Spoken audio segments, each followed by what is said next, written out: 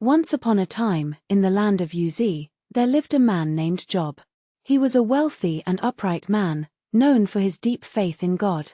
Job was blessed with a large family, 7 sons and 3 daughters, along with vast herds of sheep, camels, and oxen. He was a good man, and everyone admired him. Job was known for his generous heart and his commitment to justice.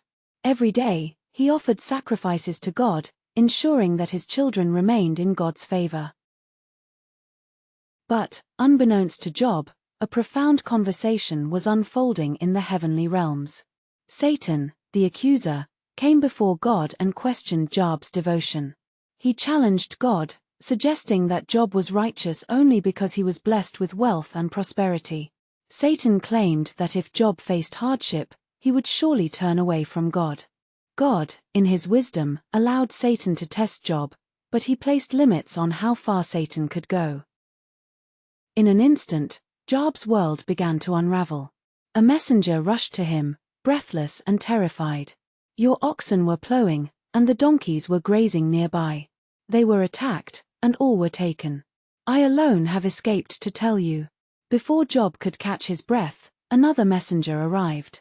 Fire fell from heaven and consumed your sheep and the servants watching them. I alone have escaped to tell you. And then, as if the weight of the world fell upon him, a third messenger appeared. Your children were feasting in your eldest son's house when a great wind struck the house. It collapsed, and all your children are dead. I alone have escaped to tell you. Job was devastated. The air felt heavy with sorrow. He tore his robe and fell to the ground. In his grief, he cried out, Naked I came from my mother's womb, and naked I shall return. The Lord gave, and the Lord has taken away. Blessed be the name of the Lord. Job didn't curse God. Instead, he worshipped. This moment teaches us about faithfulness in the face of unimaginable loss. Job showed us that faith does not waver simply because life becomes difficult. But the trials did not end there. Satan returned to God, asserting that if Job's health were taken away, he would surely curse God. God allowed Satan to afflict Job with painful sores from head to toe. Job sat in ashes, scraping his wounds with a broken piece of pottery. His anguish was profound. Then came Job's friends, Eliphaz, Bildad, and Zophar. They sat with him in silence for 7 days, mourning with him. But when they began to speak, their words were not comforting. They suggested that Job's suffering was a punishment for some hidden sin. You must have done something wrong, insisted Eliphaz. God would not let this happen to an innocent man. Job, in anguish, pleaded his case.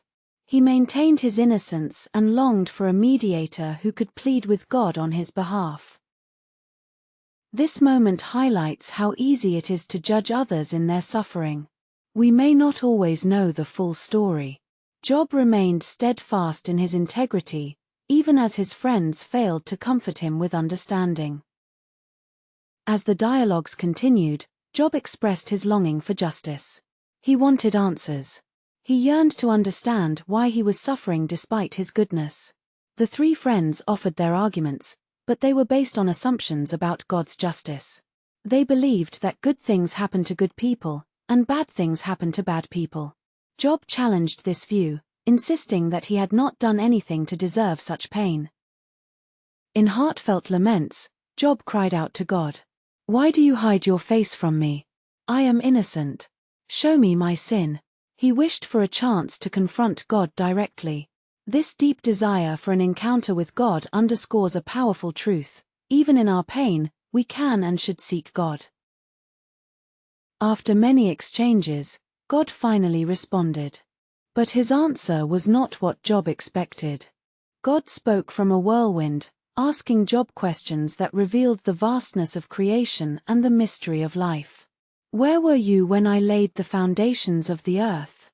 Have you commanded the morning since your days began?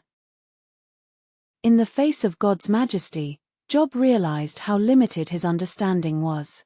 He had questioned God's justice, but he was not equipped to grasp the full picture of God's divine plan. Job responded humbly, I am unworthy. How can I reply to you? I put my hand over my mouth.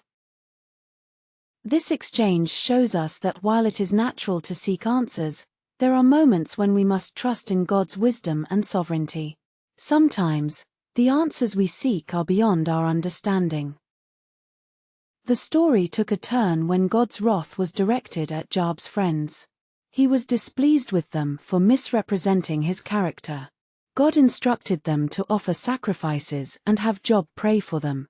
Job, in his compassion, did so.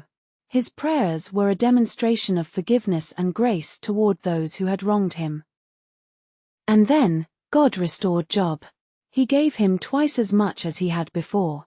Job received new blessings, more sheep, camels, oxen, and even a new family.